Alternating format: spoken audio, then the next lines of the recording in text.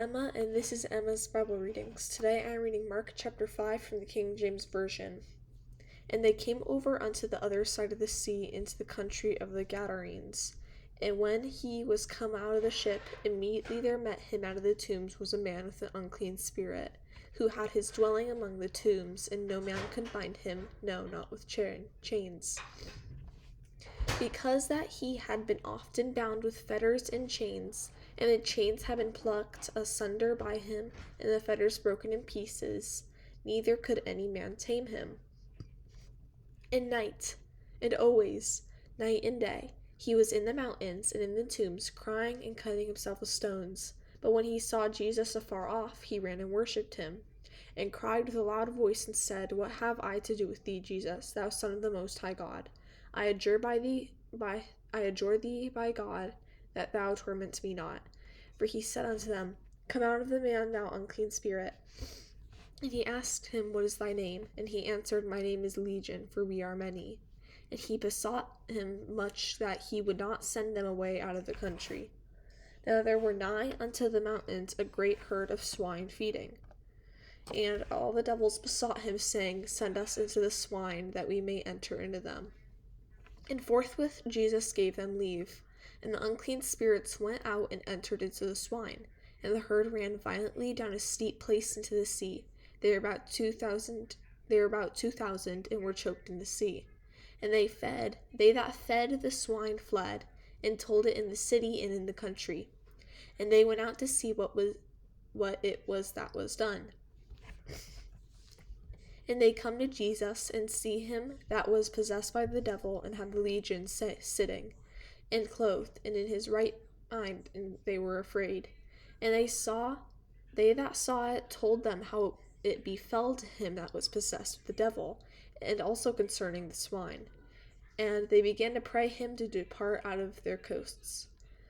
And when he was come into the ship, he that had been possessed with the devil prayed him that he might be with him.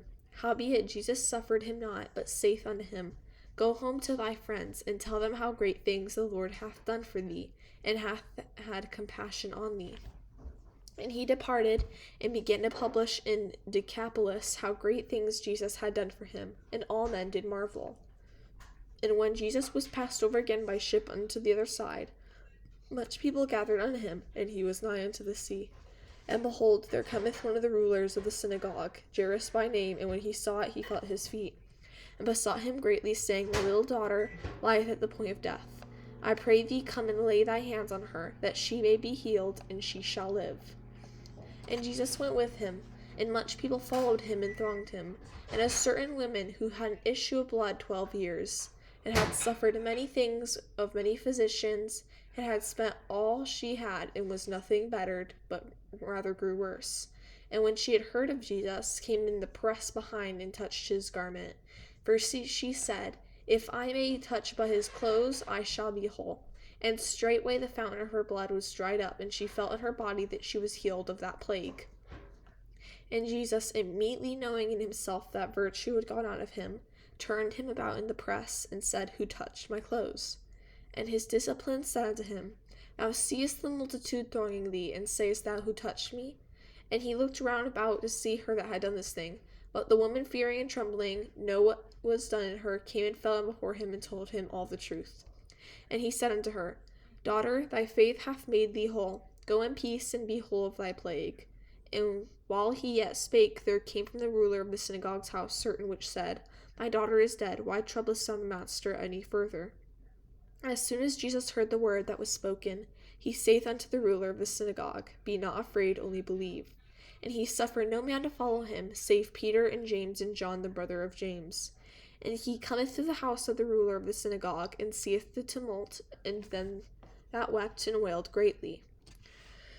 And when he was come in, he saith unto them, Why make ye this ado and weep? The damsel is not dead, but sleepeth. And they laughed him to scorn. But when he had put them all out, he taketh the father and the mother of the damsel, and them that were with him, and entereth in where the damsel was lying. And he took the damsel by the hand, and said unto her, Talitha cumi, which means, being interpreted, Damsel, I say unto thee, arise. And straightway the damsel arose, and walked, for she was of the age of 12 years. and they were astonished with great astonishment.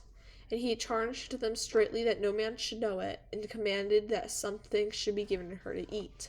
That is the end of chapter 5. Thanks for listening, and remember that God loves you.